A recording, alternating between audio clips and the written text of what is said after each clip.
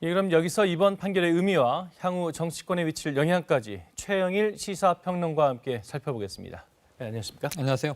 먼저 1심 판결 이후 그 22개월이 걸렸어요. 참 네. 오래 걸렸는데 일단 김경수 지사의 혐의 크게 두 가지였죠. 예, 인사로 재판부가 한번 바뀌기도 했습니다. 예. 장기간이었는데요. 말씀하신 대로 1심에서부터 혐의는 두 개입니다. 첫 번째는 이 댓글 조작에 공모를 하면서 예. 포털의 업무를 방해했다. 두 번째는 이게 이 총영사 자리, 처음 오사카를 원했는데 센다이를 제안했다. 공직선거법 위반 혐의입니다. 예. 1심에서는 둘 다 유죄입니다. 이 업무방해, 이 댓글 공모 조작은 징역 2년, 실형이 나와서 법정 구속이 됐었고요. 2심이 시작되고 보석으로 풀려났었죠. 그리고 두 번째, 공직선거법 위반도 이 1심에서는 징역 10개월에 집행유예 2년.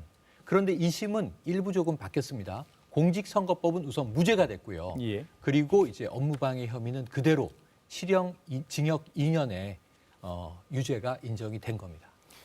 그 가장 큰 쟁점이 그러니까 김 지사가 킹크랩 그러니까 댓글 조작 프로그램 시연을 네. 받느냐 안 받느냐 이게 가장 큰 쟁점이었는데 네. 2심 재판부는 이 시연을 받다 이렇게 본 거죠. 맞습니다. 그래서 제가 다소 놀랐던 게 속보가 계속 나오는데요. 예. 자, 공직선거법이 무죄가 났다면 그 선행적인 범죄인 이 업무방해 혐의, 댓글 조작 공모도 무죄가 되는 것 아닌가 했는데 재판부의 워딩이 이 김 지사가 말씀하신 킹크랩 시연을 참관한 것은 명백하게 인정된다라고 나오면서 유죄가 나온 거고요. 예. 그러니까 이제 양쪽이 다퉜죠. 허위범 특검 쪽에서는 자, 이 시연을 참관했으니 공모한 것이다. 고개를 끄덕여서 승인을 표현했다.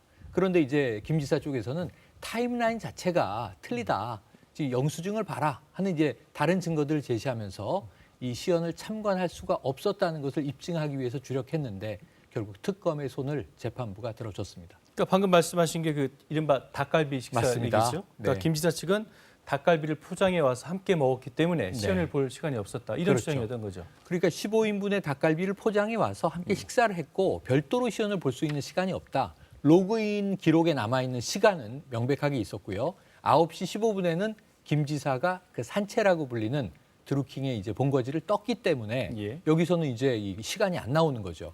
그런데 특검 쪽에서는 아니다. 닭갈비 식사를 미리 하고 산채로 이동해서 1시간 동안 브리핑을 받고 시연을 볼 수 있는 시간이 충분히 있었다였는데 닭갈비 영수증이 2심에서 쟁점이었어요. 예. 테이블 번호 25번이 찍혀 있었는데 닭갈비집 사장이 증언을 하기를 자, 테이블 25번은 없다.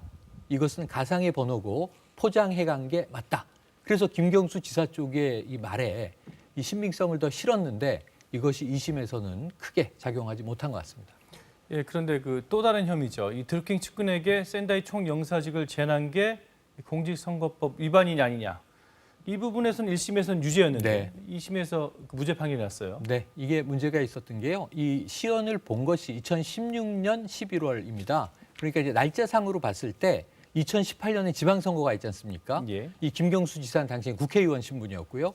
그런데 2018년 지방선거의 경남지사 후보로 나갈지 여부도 확정되지 않은 상황에서 이 센다이 영사를 뭐 역제안하고 오사카 총영사를 달라고 요구하고 이런 대가의 딜이 있기에는 사실은 이것은 지방선거를 위한 대가로 보기에는 문제가 있다라고 재판부는 봤고요.